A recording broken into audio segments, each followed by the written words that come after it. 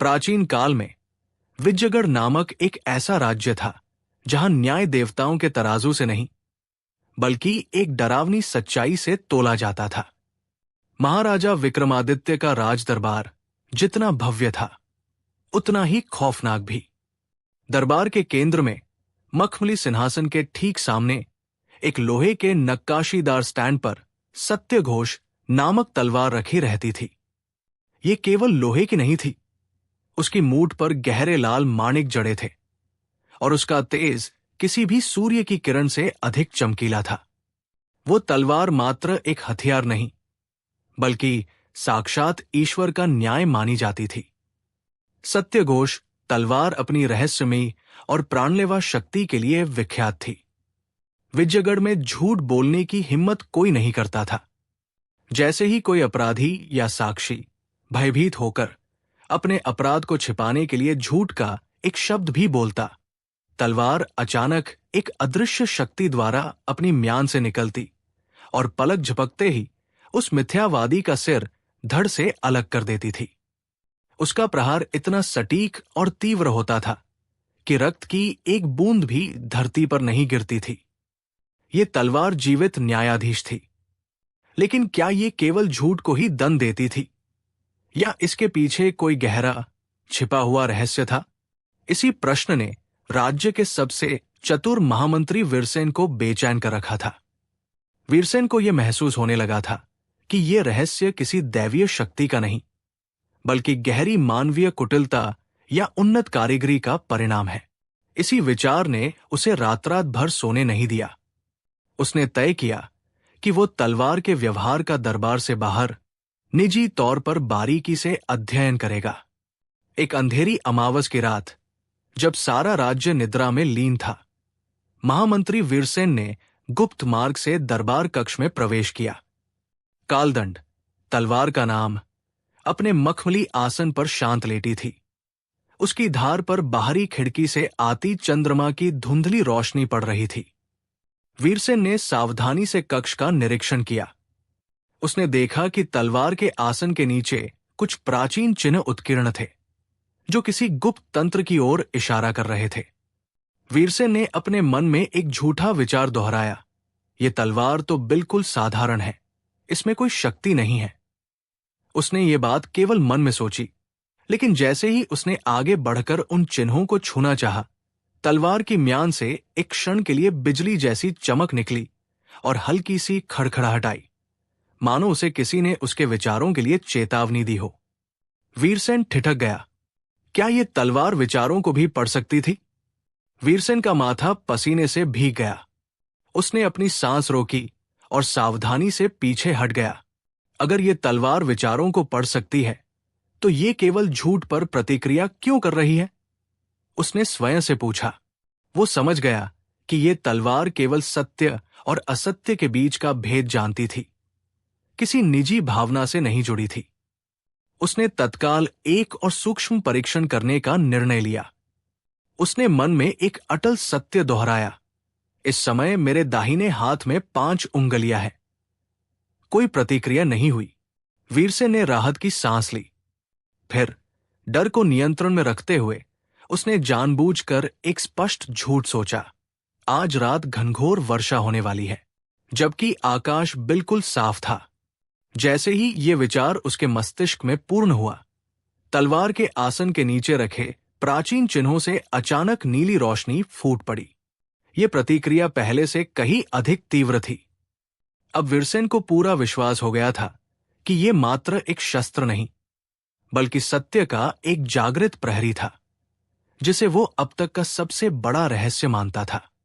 उसे यह भी समझ आ गया कि इस रहस्य को खोलने के लिए उसे अपनी बुद्धि से नहीं बल्कि सत्य की राह पर चलकर काम करना होगा। वीरसेन ने तुरंत तलवार को ढकने वाले मखमली कपड़े को सावधानी से वापस रख दिया। उसे ये आभास हुआ कि इस शक्ति का रहस्य किसी व्यक्ति विशेष की सत्ता या न्याय से नहीं बल्कि ब्रह्मांडीय संतुलन के नियम से जुड़ा हुआ है। वो जानता था कि अब उसे जल्दबाजी नहीं करनी है। अगली सुबह जब राजमहल में चहल पहल शुरू हुई, वीरसेन ने सीधे महाराजा जयसेन के कक्ष की ओर प्रस्थान किया। उन्होंने राजा से एकांत में अत्यंत गोपनीय चर्चा करने की अनुमति मांगी। दरबार में प्रवेश करते हुए भी उसकी आंखें बार बार उस नीलमणि सी चमकती तलवार पर टिकी थी, जो अपने आसन पर पूर्ण शांति से विराजमान थी। वीरसेन के मन में भय भी था और दृढ़ता भी। उसे महाराजा को अपनी खोज के बारे में बताना था, लेकिन किस तरह से बताया जाए, ये सबसे बड़ी चुनौती थी, क्योंकि एक भी गलत शब्द, एक भी अर्धसत्य पूरी स्थिति को भयावह मोड़ दे सकता था। महाराजा जयसिंह ने अपने विश्वास पात्र सेनापति वीरसेन को बैठने का संकेत दिया और व्यक्तिगत रूप से कक्ष के द्वार बंद करवा दिए। राजा के चेहरे पर चिंता की गहरी लकीरें थी। उन्होंने वीरसेन की आंखों में छिपी बेचैनी को स्पष्ट रूप से भांप लिया था। वीरसेन, तुम इतने विचलित क्यों हो? इतनी गोपनीयता किस लिए? राजा ने धीमी गंभीर आवाज में पूछा। वीरसेन ने झुककर कहा, क्षमा करें महाराज, लेकिन जिस सत्य को मैंने उजागर किया है उसे हवा में कहना भी खतरनाक है। मेरी खोज उस भयानक जाल की ओर इशारा करती है जिसे आपके सबसे करीबी लोगों ने बुना है। राज्य के कुछ उच्च पदाधिकारी जो अब तक न्याय की तलवार के भय से सीधे झूठ बोलने से बच रहे थे, अब एक ऐसा गुप्त मार्ग खोजने की कोशिश कर रहे हैं जिससे वो तलवार उन्हें पहचान न पाए। वीरसेन ने बोलते हुए एक बार फिर बाहर मुख्य द्वार की दिशा में देखा, जहां न्यायशिरा नामक वो तलवार विराजमान थी। महाराज, वे झूठ नहीं बोल रहे, वे केवल सत्य को छिपा रहे हैं, और ये चुप्पी झूठ से कहीं अधिक घातक है। राजा जयसिंह स्तब्ध रह गए। उनके माथे पर पसीना आ गया। राजा जयसिंह ने गहरी सांस ली और अपनी उंगलियां सिंहासन के हत्थे पर कस ली। उनकी आंखें दरबार में बैठे मुख्यमंत्रियों और सेनापतियों पर फेरी, जो अब भी अपराधी की तरह सिर झुकाए बैठे थे। हर चेहरा भय और चिंता से पीला पड़ चुका था। परंतु वीरसेन, राजा ने धीमी गंभीर आवाज में पूछा, सत्य को छिपाना क्या न्यायशिरा के लिए झूठ बोलने के समान ही दंडनीय नहीं है? वीरसेन ने झुककर उत्तर दिया, महाराज, न्यायशिरा केवल बोली गई असत्यता पर प्रतिक्रिया करती है। वो चेतना को पढ़ सकती है, पर किसी की चुप्पी को दंडित नहीं कर सकती। यही वो गुप्त मार्ग है जिसे वे पदाधिकारी तलाश रहे हैं। प्रश्न का उत्तर ही न देना। वे जानते हैं कि यदि उन्हें कुछ पूछने पर मौन रहने की छूट मिली तो तलवार उन्हें अपराधी सिद्ध नहीं कर सकती। ये सुनकर दरबार में एक सन्नाटा छा गया। जिन लोगों पर संदेह था, उनकी आंखों में अब भय के स्थान पर एक नई धूर्त चमक दिखाई दी। राजा समझ गए कि अब चुनौती तलवार से नहीं, बल्कि उस चुप के षड्यंत्र से है जो मौन की आड़ में पल रहा है। अब उन्हें यह सुनिश्चित करना था कि कोई भी सत्य को छिपा न पाए, भले ही उन्हें अपनी जांच का तरीका बदलना पड़े।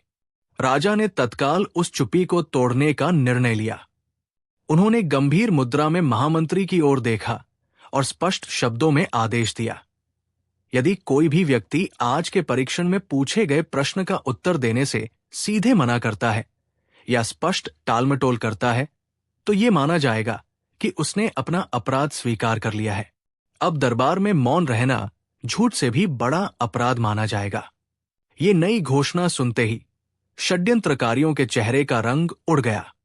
उनकी सारी आशाएं और योजनाएं विफल हो चुकी थी। अब उनके पास केवल एक ही मार्ग शेष था, बोलना। लेकिन उन्हें यह भी पता था कि यदि वे बोले तो सत्य को छुपाना असंभव होगा, और राज सिंहासन के बगल में रखी वो चमकती सत्य की तलवार किसी भी क्षण न्याय करने को तत्पर थी। राजा ने शांत किंतु दृढ़ स्वर में कहा, तो अब हम परीक्षण आरंभ करते हैं। पहला नाम।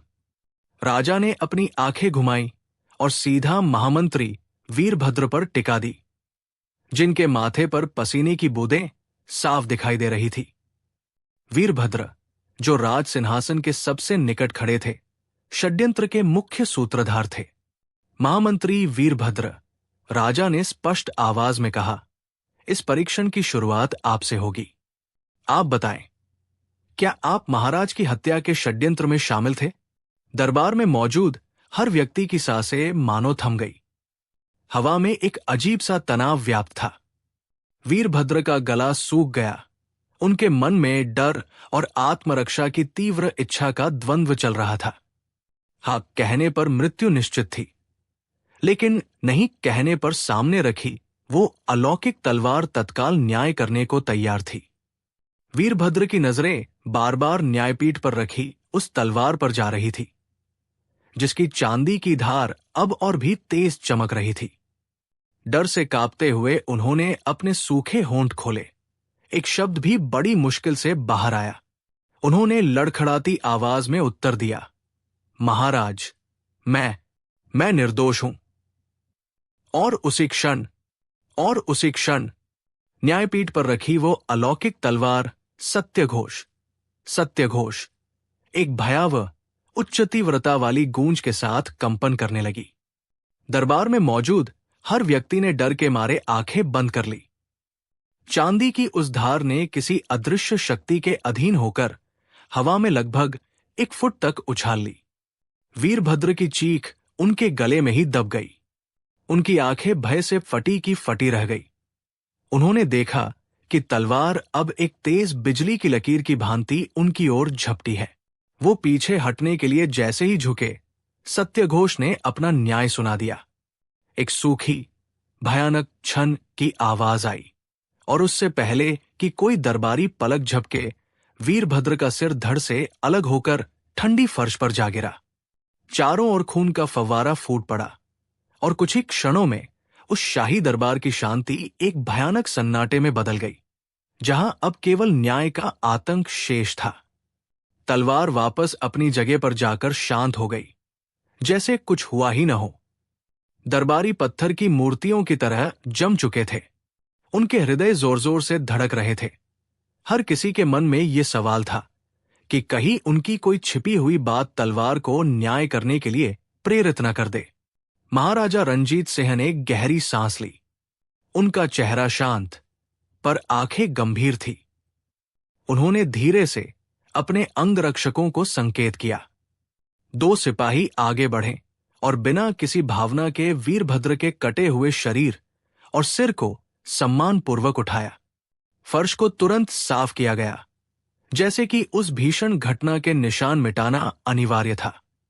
शाही दरबार में व्याप्त इस असहनीय सन्नाटे को महाराजा की गंभीर आवाज ने तोड़ा। ये सत्यघोष है। ये तलवार केवल शस्त्र नहीं, ये मेरे दरबार में न्याय का अंतिम प्रमाण है। आज से ये सबको ज्ञात हो जाए, मेरे शासन में झूठ की कोई जगह नहीं। जिसने भी सत्य से मुंह मोड़ा, उसका अंत वीरभद्र से भी भयानक होगा। इस घोषणा ने वातावरण में व्याप्त दहशत को और घना कर दिया। हर दरबारी अपने मन में झांक रहा था, यह सुनिश्चित करते हुए कि कहीं उनका कोई छोटा सा झूठ भी उस भयानक तलवार की अगली बलि न बन जाए। तलवार को महाराजा के सिंहासन के ठीक बाएं एक ऊंचे नक्काशीदार पीतल के आसन पर स्थापित किया गया था। सत्यघोष की काली धातु पर जलते दीपकों की रोशनी पड़ते ही वो रह कर चमक उठती, मानो न्याय नहीं, मृत्यु की प्रतीक्षा कर रही हो। दरबार की चहल पहल लगभग समाप्त हो चुकी थी। अब दरबारी सामान्य बातचीत करने से भी कतराने लगे थे। शब्द नापतोल कर निकलते थे, क्योंकि उन्हें भय था कि कहीं किसी अतिशयोक्ति, एग्जैजरेशन को भी वो भयानक तलवार झूठ न मान ले। दरबारी आपस में खुसर पुसर करते थे कि ये महाराजा का न्याय नहीं, बल्कि उनके गुप्तचरों द्वारा फैलाई गई दहशत है।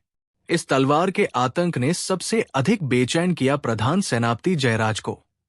जयराज कई वर्षों से पड़ोसी राज्य के साथ गुप्त सूचनाएं साझा कर रहा था। अब तलवार को देखते ही उसका हृदय कांप उठता। उसे हर पल लगता कि वो केवल शस्त्र नहीं, बल्कि उसकी गर्दन पर रखी हुई मृत्यु है। जब महाराजा ने राज्य के एक पुराने भ्रष्टाचार की जांच का आदेश दिया, तो जयराज जानता था कि अब सत्यघोष की पहली परीक्षा होनी निश्चित है। अगले दिन दरबार खचाखच भरा था। भ्रष्टाचार की जांच के लिए सत्यघोष तलवार को सिंहासन के ठीक सामने एक ऊंचे मखमली चबूतरे पर स्थापित किया गया। उसकी धातु इतनी चमकीली थी कि उसमें हर दरबारी का डरा हुआ चेहरा स्पष्ट दिखाई दे रहा था। वातावरण में एक अजीब सी रासायनिक गंध फैली थी, जैसे ताबे और रक्त की मिलीजुली महक। महाराजा ने गंभीर स्वर में घोषणा की कि जांच अब शुरू होगी और प्रत्येक व्यक्ति को शपथ लेनी होगी। जयराज का कलेजा मुंह को आ रहा था। उसने देखा कि सबसे पहले एक छोटे कोषाधिकारी को बुलाया गया, जो घोटाले में शामिल होने का मुख्य संदिग्ध था। महाराजा ने कोषाधिकारी से शपथ लेने को कहा कि वो सत्य बोलेगा। तलवार की तरफ देखते हुए शपथ लेना उस अधिकारी के लिए अपनी मौत को छूने जैसा था। जैसे ही कोषाधिकारी ने डर से कांपते हुए अपने होंठ खोले और पहला झूठ कहने का प्रयास किया, सत्यघोष के ब्लेड से एक तीखी भिनभिनाने वाली ध्वनि निकली, जैसे किसी अदृश्य मधुमक्खी का झुंड कमरे में घुस आया हो। कोषाधिकारी चीखते हुए पीछे हट गया। जयराज की सांसें गले में अटक गई। वो समझ गया कि ये तलवार केवल सजा नहीं देती, ये झूठ को पहचानती भी है। अब उसकी बारी आने वाली थी। महाराजा विक्रमदेव ने गहरी और कठोर दृष्टि से कोषाधिकारी को देखा, जो अब फर्श पर मूर्छित होने की कगार पर था। इसे कारागार में डाल दो। इस सत्यघोष ने इसका झूठ साबित कर दिया है। उन्होंने फिर अपनी स्थिर, निर्णायक नजर जयराज पर जमाई। जयराज का गला सूख चुका था। खजाने की चोरी में उसका प्रमुख हाथ था, और अगर कोषाधिकारी का छोटा सा झूठ भी तलवार बर्दाश्त नहीं कर पाई, तो उसका बड़ा राज कैसे बचेगा? उसने अपने बचने की कोई सूरत नजर नहीं आई। आगे बढ़ो, जयराज। समय नष्ट मत करो। महाराजा की आज्ञा कक्ष में गूंजी। जयराज धीरे धीरे उस वेदी की ओर बढ़ा, जहां सत्यघोष एक भयावह, शांत चमक के साथ स्थिर थी। तलवार के पास पहुंचते ही हवा में दबाव और ठंडक महसूस होने लगी। उसने कांपते हाथों से सत्यघोष के हत्थे को छुआ। ये महज धातु नहीं थी, ये न्याय का जीवित साक्ष्य थी। उसकी आंखों के सामने तलवार का वो खूनी किनारा चमक उठा, जिस पर आज तक कई झूठों की बलि चढ़ चुकी थी। जयराज ने डबडबाई आंखों से महाराजा को देखा और धीमी, टूटी हुई आवाज में शपथ लेने का प्रयास किया। मैं शपथ लेता हूं कि मैंने। उसके शब्द होंठों पर आकर जम गए। जयराज के शरीर में ठंडी कंपकंपी दौड़ गई। सत्यघोष की सतह पर दौड़ती नीली चमक ने उसे चेताया कि उसके अंतर्मन में छिपी एक भयावह सच्चाई इस पवित्र क्षण का सामना करने से इंकार कर रही है। महाराजा विक्रमादित्य की स्थिर, पैनी निगाहें जयराज के चेहरे पर टिकी थी। दरबार में इतना सन्नाटा छा गया था कि किसी की सांस लेने की आवाज भी भयानक रूप से गूंज रही थी। दरबारी जानते थे कि अब मौन भी खतरे से खाली नहीं। आगे बोलो, जयराज। महाराजा ने धीमे लेकिन कठोर स्वर में आदेश दिया। समय नष्ट मत करो। सत्यघोष प्रतीक्षा कर रही है। जयराज ने अपने होंठ भींचे। माथे पर पसीना उतर आया। उसके पास दो ही रास्ते थे, सच बताना और अपमान सहना, या झूठ बोलना और तत्क्षण मृत्यु को गले लगाना। उसने हिम्मत जुटाई और कांपते हुए शब्दों को जोड़कर वाक्य पूरा किया। मैं शपथ लेता हूं कि मैंने खजाने की एक भी मोहर नहीं चुराई है और न ही किसी साजिश में शामिल हुआ हूं। जैसे ही आखिरी शब्द दरबार की छत से टकराया, सत्यघोष का धातुई किनारा एक भीषण लालिमा से धधक उठा। तलवार अपनी वेदी पर जोर से थरथराई और अगले ही पल हवा को चीरती हुई बिजली की गति से जयराज की ओर उठी। दरबारियों की आंखें भय से फटी रह गई। जयराज चीख भी नहीं पाया। तलवार ने एक भयानक, चीखती हुई सन्न की ध्वनि के साथ अपना काम किया। जयराज का धड़ एक पल के लिए सीधा खड़ा रहा, जैसे समय थम गया हो, और फिर सिर फिसलकर संगमरमर के ठंडे फर्श पर लुढ़क गया। गर्दन से निकले रक्त की मोटी धार ने पवित्र वेदी के चारों ओर एक भयानक लाल वृत्त बना दिया। सत्यघोष, जिसका लाल ताप तुरंत बुझ गया था, अब शांत और नीरस धातु की तरह वापस अपनी अलंकृत जगह पर टिक गई। दरबार में मौत की सी चुप्पी छा गई। केवल जयराज के शरीर के गिरने की हल्की गूंज बाकी थी। राजा वीरभद्र ने गहरी सांस ली। उनकी मुट्ठियां सिंहासन की पकड़ पर कस गई। सत्यघोष ने निर्णय सुना दिया। राजा ने धीरे से फुसफुसाया। यह सिद्ध हो चुका था कि जयराज ने न केवल खजाना चुराया था, बल्कि उसने मृत्युदंड से बचने के लिए दरबार में झूठ बोलने का साहस भी किया था। लेकिन सवाल अभी भी अनसुलझा था। क्या जयराज ने अकेले चोरी की थी, या ये किसी बड़ी साजिश की सिर्फ एक कड़ी थी? राजा वीरभद्र ने सेनापति विक्रम को संकेत किया। दरबार में पसरे भयावह सन्नाटे को चीरती हुई राजा की आवाज गूंजी, सेनापति, जयराज का शव सम्मानपूर्वक हटाया जाए। सत्यघोष का न्याय हो चुका है, अब हमें असली चोर तक पहुंचना है। सेनापति ने तुरंत कुछ सैनिकों को आदेश दिया। जैसे ही सैनिकों ने जयराज के रक्तरंजित शरीर को उठाया, राजा सिंहासन से नीचे उतरे और सीधे सत्यघोष के पास पहुंचे। उन्होंने तलवार के रहस्यमय चमकदार बेस को छुआ, जहां अभी भी सूक्ष्म कंपन महसूस हो रहा था। सत्यघोष ने कभी गलती नहीं की, राजा ने फुसफुसाया, पर यह तलवार केवल झूठ का पता लगाती है, साजिश का नहीं। उन्होंने सेनापति विक्रम की ओर देखा, जिनकी आंखें चिंता से भरी थी। विक्रम, तुम खामोशी से काम शुरू करो। जयराज की पिछली मुलाकातें, उसके लेन देन, सब पर ध्यान दो। ये पता लगाओ कि इस जाल में और कौन फंसा है। कहीं ऐसा न हो कि यह मौत की तलवार सिर्फ एक छोटे से झूठ को पकड़ पाई हो, जबकि असली खतरा अब भी दरबार के भीतर छिपा बैठा हो। विक्रम ने सिर झुकाकर आज्ञा ली और बिना कोई शब्द कहे दरबार के मुख्य द्वार की ओर बढ़ गया। दरबार अब एक कब्रिस्तान जैसा लग रहा था। हवा में खूनी लोहे और दबे हुए डर की बदबू थी। सत्यघोष अपने म्यान में वापस जा चुकी थी, पर उसकी अदृश्य दहशत हर दरबारी की रगों में दौड़ रही थी। अब हर कोई अपने शब्दों को तोल तोल कर बोल रहा था, मानो हर आवाज तलवार की धार के नीचे हो। विक्रम ने अपने अंगरक्षकों के साथ सीधे शाही अभिलेखागार, रॉयल आर्काइव्स की ओर रुख किया। उनका पहला निशाना था जयराज का मुख्य मुंशी देवदत्त। मुंशी, जो अपनी कागजी हेराफेरी के लिए जाना जाता था, आज असाधारण रूप से शांत था। उसके माथे पर पसीना था और उसकी आंखें लगातार इधर उधर भाग रही थी। देवदत्त, विक्रम की आवाज कठोर थी, तुम अभी मेरे साथ चलोगे। जयराज के पिछले 6 महीनों के सभी लेन देन और पत्राचार की जांच होगी। एक भी कागज छूटना नहीं चाहिए। देवदत्त की बेचैनी देखकर विक्रम समझ गया, रस्सी सही जगह से खींची गई है। विक्रम ने देवदत्त को अपने अंगरक्षकों के घेरे में लिया और सीधे दरबार के न्याय कक्ष की ओर प्रस्थान किया। यह वो कक्ष था जहां हर महत्वपूर्ण फैसला लिया जाता था और जहां एक ऊंचे आसन पर कालभैरवी नाम की वो रहस्यमय तलवार टिकी रहती थी। कक्ष में प्रवेश करते ही देवदत्त के होंठ सूख गए। तलवार के धातुई आसन से एक अजीब सी ठंडक और भय का संचार होता था। देवदत्त को पिछली रात की घटना याद आ गई, जब जयराज का सिर धड़ से अलग हो गया था, बिना किसी प्रत्यक्ष वार के। देवदत्त, विक्रम ने आसन के पास रुकते हुए कहा, ये सत्यखंड है, ये झूठ को सूंघ लेती है। तुम जानते हो कि जयराज ने क्या किया है और तुमने इसमें उसकी मदद की है।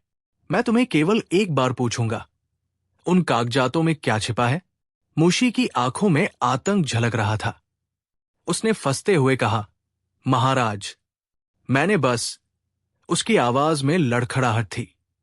विक्रम ने जोर देकर कहा, बस क्या? अब झूठ मत बोलना। यहां तुम्हारी चुप्पी भी एक झूठ मानी जाएगी। भय और तलवार की उपस्थिति ने देवदत्त की आत्मरक्षा की दीवारें तोड़नी शुरू कर दी थी। शीतलपुर गांव की चौपाल पर उस दिन अजीब सी चुप्पी छाई थी। वह चुप्पी जो किसी चीख से भी ज्यादा डरावनी होती है। मामला सुरेश का था। उसने गांव के सबसे पवित्र स्थान वटवृक्ष मंदिर के चढ़ावे में हेराफेरी की थी। गांव के नियम सख्त थे और सबको उम्मीद थी कि पंचायत मुखिया, धर्मपाल उसे भरी महफिल में कड़ी से कड़ी सजा देंगे। जब सुरेश कांपते हुए सबके सामने खड़ा हुआ तो धर्मपाल काका ने एक शब्द नहीं कहा। उन्होंने न कोई प्रश्न पूछा, न कोई जुर्माना लगाया। उन्होंने केवल अपनी नजरें उठाईं और सुरेश को टकटकी लगाकर देखा। वो दृष्टि किसी तलवार से भी ज्यादा पैनी थी, खाली, शून्य और भयंकर ठंडक से भरी हुई। कुछ मिनट तक वो असहनीय चुप्पी छाई रही। फिर धर्मपाल काका उठे, धीरे से अपनी लाठी उठाई और बिना कुछ बोले चौपाल से बाहर निकल गए। यही फैसला था, अनदेखी सजा। गांव वाले हक्के बक्के रह गए। ये मौन सजा अगले ही दिन से शीतलपुर पर एक काली परछाई बनकर मंडराने लगी। किसी को पता नहीं था कि इस खामोश फैसले में कितनी बड़ी आफत छिपी थी। सुरेश तो तब से एक जीती जागती लाश बन गया था। अगले ही दिन से उस मौन सजा ने अपना भयानक रंग दिखाना शुरू कर दिया। जब सुरेश सुबह रामू की दुकान पर दूध लेने पहुंचा तो रामू ने नजरें झुका ली। रामू, 2 किलो दूध, सुरेश ने लगभग फुसफुसाते हुए कहा। रामू ने बिना उसकी तरफ देखे काउंटर पर रखे दूध के बर्तन को उठाया और अंदर रख दिया। आज दूध नहीं है, उसने रूखेपन से जवाब दिया, जबकि बर्तन भरा हुआ था। ये बस शुरुआत थी। बाजार में सब्जी वाले ने उसे सामान देने से मना कर दिया। शाम को जब सुरेश ने अपने खेत में काम करने के लिए मजदूर बुलाए तो वे सब बहाना बनाकर निकल गए। धर्मपाल काका का मौन संदेश पूरे गांव में बिजली की तरह दौड़ गया था। कोई भी सुरेश से बात करने को तैयार नहीं था। कोई भी उसकी मदद करने का खतरा मोल नहीं लेना चाहता था। यह सामाजिक बहिष्कार नहीं था। ये एक जीवित व्यक्ति को धीरे धीरे मिटाने का अदृश्य, असहनीय फैसला था। सुरेश अब सिर्फ गांव वालों के लिए ही नहीं, बल्कि हवा और पानी के लिए भी अछूत बन चुका था। अगली सुबह जब सुरेश प्यास बुझाने गांव के एकमात्र कुएं पर पहुंचा तो वहां पानी भर रही औरतें अपने घड़े वही छोड़कर सिर झुकाए तुरंत दूर हट गई। कोई आंख से आंख नहीं मिला रहा था, पर उनके चेहरे पर डर की एक साफ लकीर थी।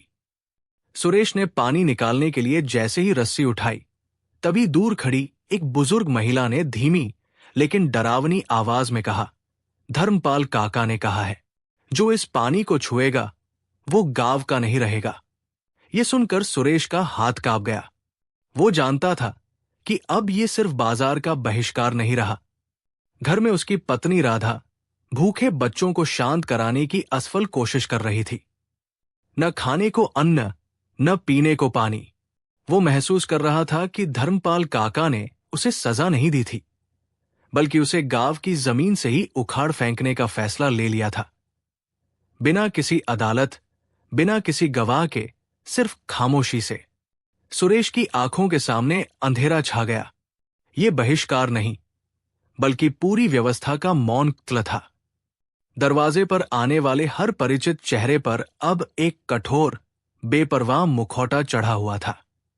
कोई सीधा इनकार नहीं कर रहा था, कोई गाली नहीं दे रहा था, बस सब चुप थे। ये चुप्पी सबसे बड़ी सजा थी। धर्मपाल काका का मौन आदेश, जिसे गांव ने अपनी सांसों में उतार लिया था। राधा, उसने लड़खड़ाती आवाज में पत्नी को पुकारा, हम मर जाएंगे यहां। अगले 2 दिन तक गांव के बीचों बीच प्यास और भूख से तड़पते हुए उनके घर से चीखें निकलती रहीं, लेकिन गांव के कुएं का पानी उन तक नहीं पहुंचा। हर दरवाजा बंद था, हर चेहरा पत्थर। यह खामोश फैसला गांव की हवा में घुल चुका था, एक अदृश्य जहर की तरह जो धीरे धीरे सुरेश के परिवार को निगलता जा रहा था। बच्चों की भूख की आवाजें भी गांव वालों का संकल्प नहीं तोड़ पाई। ये सजा इतनी भयानक थी कि अब लोग सुरेश को देखते ही रास्ता बदल लेते थे, मानो वो कोई संक्रामक रोग हो। उन्हें एहसास हो चुका था कि इस अनकही सजा का अंत केवल मौत है। 2 और रातें बीत चुकी थी। घर की चारदीवारी अब जेल बन चुकी थी। प्यास की पीड़ा जब असहनीय हो गई तो सुरेश की पत्नी राधा ने हिम्मत जुटाई और कांपते हाथों से पड़ोसी माधव के दरवाजे पर दस्तक दी। वही माधव जिसके बच्चे रोज उनके घर खेलने आते थे। दरवाजा नहीं खुला। भीतर से एक धीमी दबी हुई फुसफुसाहट आई, राधा भाभी, माफ करना। अगर मैंने तुम्हें एक बूंद पानी भी दिया तो कल मेरा परिवार भी इसी सजा का शिकार बनेगा। हमें मुखिया का आदेश मानना होगा। माधव का यह जवाब चीख से ज्यादा भयावह था। सुरेश समझ गया कि यह सजा केवल उसके अपराध की नहीं थी। ये मुखिया द्वारा गांव पर बुना गया आतंक था। ये मौन नियम इतना शक्तिशाली था कि इसने मानवता और पड़ोस के रिश्ते को भी जबरदस्ती दफन कर दिया था। सजा पाने वाले से ज्यादा सजा देने वाले डर में जी रहे थे, और यही इस अनदेखी सजा की असली जीत थी। सुरेश की नसों में इस अस्वीकृति का जहर फैल रहा था। तपती धूप उसके माथे पर पसीने की जगह डर जमा रही थी। उसने देखा, गांव की मुख्य गली जो हमेशा जीवन से भरी रहती थी, आज वीरान थी। बच्चे जो सामान्यतः अपनी गेंद के पीछे भागते थे, अब अपनी माताओं के पल्लू से चिपके थे। उनकी आंखें नीचे झुकी थी। कोई भी राहगीर एक पल के लिए भी उसकी दिशा में देखने की हिम्मत नहीं कर रहा था, मानो वो व्यक्ति नहीं, कोई छूत की बीमारी हो। ये अकेलेपन का ऐसा भयानक रूप था जहां सैकड़ों आंखों के बीच रहकर भी व्यक्ति अदृश्य हो जाता है। मुखिया ने उन्हें यह सिखा दिया था कि सुरेश अब महज एक आदमी नहीं, बल्कि एक चेतावनी था, एक चलती फिरती मिसाल। सुरेश ने सहायता के लिए नहीं, बल्कि इस भयावह मौन को तोड़ने के लिए अपने सूखे गले से एक धीमी दर्दनाक चीख निकालने की कोशिश की, जो हवा में गूंजने से पहले ही दम तोड़ गई। उसे लगा जैसे उसके चारों ओर की हर चीज, यहां तक कि सूरज की रोशनी भी, मुखिया की मौन आज्ञा का पालन कर रही थी। सुरेश को यह एहसास गहरा होता जा रहा था कि इस भयावह मौन के पीछे कितनी निर्ममता छिपी थी। शारीरिक चोट दिखाई देती है, पर यह अनदेखी सजा तो आत्मा को क्षतविक्षत कर रही थी। अगले कुछ घंटे उसने असहनीय प्यास और भूख से जूझते हुए बिताए, पर किसी ने उसे एक घूंट पानी भी नहीं दिया। हर गुजरता आदमी अपने चेहरे पर डर की एक मोटी परत ओढ़े हुए था, ताकि कहीं सुरेश की छाया भी उन पर न पड़ जाए। हताश होकर वो लड़खड़ाता हुआ अपने घर की देहरी तक पहुंचा। उसकी पत्नी रमा अंदर थी। सुरेश ने कांपते हाथों से दरवाजा खटखटाया। अंदर से कोई आवाज नहीं आई, केवल चुप्पी का एक और शक्तिशाली वार हुआ। रमा ने दरवाजा नहीं खोला। जब उसने दरवाजे की दरार से अंदर झांका तो उसे रमा की आंखों में डर दिखा, वही डर जो उसने गांव वालों की आंखों में देखा था। सुरेश समझ गया, मुखिया का फरमान सबसे पहले उसके अपनों पर लागू हुआ था। अब वो महज गांव से नहीं, बल्कि अपने घर से भी बेदखल कर दिया गया था। सुरेश का दिल बैठ गया। ये महज दरवाजा बंद करना नहीं था, ये उसके जीवन के अध्याय का क्रूरतम समापन था। निराशा और अपमान के भार तले दबकर वो लड़खड़ाया और देहरी से हट गया। उसने एक बार भी मुड़कर नहीं देखा। अब उसे न तो किसी सहारे की उम्मीद थी और न ही कोई शिकायत। वो समझ चुका था कि मुखिया का फरमान कितना गहरा और विस्तृत था। ये कोई लिखित आदेश नहीं था, ये हवा में फैला हुआ एक अदृश्य जहर था जिसने लोगों के मन में डर बो दिया था। किसी को कुछ कहने की जरूरत नहीं थी, क्योंकि मुखिया का मौन ही सबसे बड़ा फैसला था। वो गांव की अंतिम सीमा की ओर बढ़ा, जहां बरगद का एक विशाल पेड़ अकेला खड़ा था। सुरेश ने महसूस किया कि इस पेड़ की तरह अब वो भी गांव की मिट्टी का हिस्सा होते हुए भी उससे कटा हुआ था। उसका अस्तित्व एक सवाल बन गया था, जिसका जवाब कोई नहीं देना चाहता था। उसे जिस चीज ने सबसे ज्यादा डराया वो थी इस अनदेखी सजा की भयावह सरलता। विरोध करने का कोई मंच ही नहीं था, क्योंकि कोई अपराधी था ही नहीं, बस एक परित्यक्त इंसान था जिसे गांव ने खामोशी से मार दिया था। सुरेश ने अंतिम बार अपनी जन्मभूमि की ओर देखा। घर, खेत, गलियां, सब कुछ साधारण दिख रहा था, पर अब वे उसे किसी कठोर जेल की दीवारों जैसे लग रहे थे, ये जानते हुए कि इस मिट्टी में उसके लिए अब कोई जगह नहीं बची है। उसने बरगद के तने को छुआ, जैसे अपनी अंतिम शपथ ले रहा हो। उसने धीरे से अपनी पुरानी गठरी कंधे पर रखी और अनजाने मार्ग पर चल पड़ा। गांव में दरवाजे बंद थे, पर हर घर की छोटी दरार से निगाहें उसका पीछा कर रही थी। लोगों के चेहरों पर दुख कम और आतंक ज्यादा था। उन्हें यह एहसास हुआ कि सुरेश का जाना केवल एक व्यक्ति का निष्कासन नहीं था, बल्कि गांव पर थोपी गई वो अदृश्य चेतावनी थी कि अगली बार किसकी बारी होगी। मुखिया का मौन अब हर कोने में गूंज रहा था, जिसने पूरे समुदाय को एक असहनीय चुप्पी के दबाव में बांध दिया था। ये अनदेखी सजा गांव के सामूहिक विवेक पर एक गहरा, अनमिट घाव बन चुकी थी। गांव का माहौल अचानक से बदल गया था। अब शाम की चौपालें खाली रहती थी। जहां पहले कहानियां और ठहाके गूंजते थे, वहां अब केवल सूनापन था। लोग खेतों पर जाते, जरूरी काम करते, पर जुबान पर ताला पड़ा रहता। डर इस बात का नहीं था कि मुखिया क्या कहेंगे, बल्कि यह था कि वे कुछ कहेंगे ही नहीं, और वही मौन किसी पर भी अगली सजा के रूप में गिर सकता था। रामू, जिसने पिछले सप्ताह गलती से सुरेश का पक्ष लिया था, अब हर सुबह डर के मारे मुखिया के घर के सामने से गुजरता। वो मन ही मन चाहता कि काश मुखिया उसे डांट दे या कोई जुर्माना लगा दे।